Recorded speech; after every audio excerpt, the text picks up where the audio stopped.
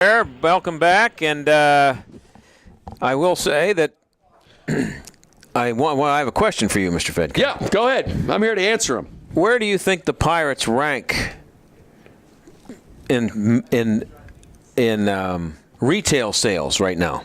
I think it's caps, shirts, You're talking about in all of sports or baseball? No, in baseball. Pirates and all of baseball. Well, you got to have Yankees and the Red Sox number one. So I'm going to say 5. That'd be amazing if they're that high.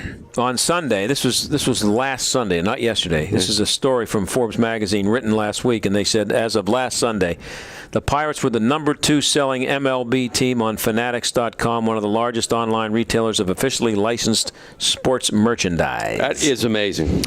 Sales jumped more than 50% last week compared to the previous one, which was the biggest percent increase of any MLB team on Fanatics.com. Well, so the people around baseball are. No, it's happening here. Nationally. But if you go to Steeler Road games, if you go to Penguin Road games, they're full of Pittsburgh people, and you're going to start. If you start looking at these road games, you see the stands full of people wearing black and gold. Yeah. This is a huge sports town where people, when they matriculate from here, continue their allegiances, and you used to be embarrassed to wear this stuff. You're definitely not embarrassed to wear it anymore. It is the cool thing to do. The Pirates are cool now to be a Pirate fan. Right. So now you go to turn on these road games. Look at Chicago. If you go back, there were a lot of Pirate fans at those games. Yeah.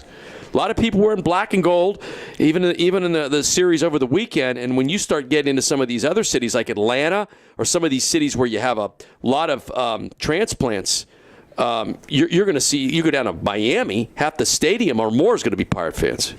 Well, some numbers here from this Forbes magazine piece. This was prior to, this would be up to the last home. Their last home game was last Sunday, right? Yeah. Yeah. Total tickets already sold for the season, including games still to be played, are up 11% versus last year. So whatever they drew last year, they're already going to do 10% better, 11% better. Mm-hmm. So 11% of what they draw last year, 1.8? They did pretty well last year. Yeah. So that's 180,000 more people they're going to draw right there based on the advance sales. And you would think that unless they have another collapse, they're going to have some big gates if they stay in the pennant race. Per game attendance is still running slightly behind last year, though. Coonley, being the CEO, expects final 2013 attendance to trail only 2001 when PNC opened and 2.4 million fans came through the turnstiles. There's some other stuff here. The Pirates have seen some. Their money situation is getting much better because fans are giving the Nuttings their money. What happens? I know I don't believe that there's going to be another. I'm not saying it's not possible that they fade and don't win the division or get in the playoffs. I think that's still a decent possibility. I don't think there's a chance there's going to be another collapse like we've seen the last 2 years. But what if they do? Short of a collapse that comes close to the last 2 years, what happens to the fan base if they disappoint them again by just absolutely stinking the second half and finishing 5 games over 500 and 10 games out of a playoff spot? I think it just depends upon how young the team is. I don't think a collapse is going to do anything to the gate. I mean, it may do something to season tickets next year, which I think season tickets are going to really go through the roof if there isn't a collapse. Yeah. So that's the best way to put it. I don't see it's going to be a financial problem or fans abandoning them, other than I think next year's season ticket base is going to be tremendous, barring a collapse. Mm-hmm. I think you're going to see some real dramatic. This is a very smart, this is a very smart sports town, and people really live, eat, and breathe their pro and college sports here. And you're going to see it. You're going to see it. People realizing that the Pirates are in a window here where they're going to start winning, and you're going to see season tickets really go up. Yeah, really go up. Well, they'll go dramatically. They'll skyrocket if they get in the playoffs this year. Next year, next year will be their best year ever at PNC Park. That'd be tough to beat that first year. They almost sold out every game. They'll beat it because they sold out every game that year because everybody wanted tickets to PNC Park. Right. And next year, if they have a winning team this year, not a winning team, but a postseason team, I just hope for their sake that it's not. If they get into the playoffs, it's not a one and done, one game, and all the excitement, and you get in and you lose Could happen, you know. 11 to I nothing. love this. I love what baseball did they added another team, but they made it well worth your while to win the division. I like that. Yeah. Hockey used to be like that. Many years ago, and it was only a while. They always like a 3-year window where hockey was like that. Right. Remember, the first round series was best of 3. Yeah. I like that. I think that you should be rewarded for the regular season. So I could see it happening. I could see the Pirates getting in as one of those one and done teams.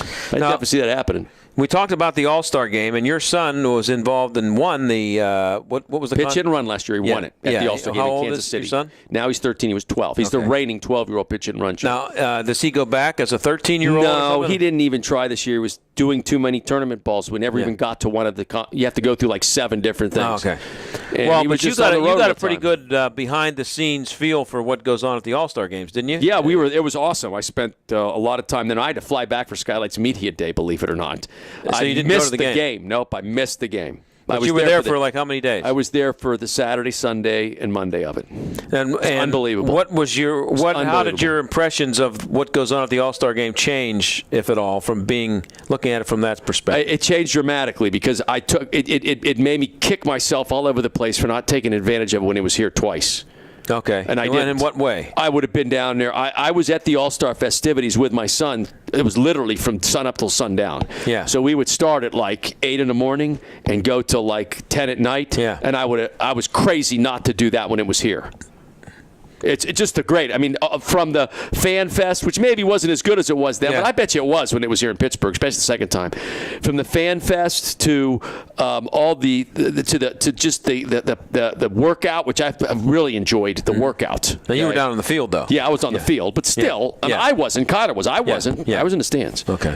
My son was on the field with him, but you know, it was just it was really cool to watch the greatest players in the world all together for those 3 or 4 days. But I liked that Fan Fest because they had all, and I called you from there. I was in the Fan Fest and we did a show. Yeah. And you're talking about, you know, probably 40, 30 of the greatest living players of all time are there.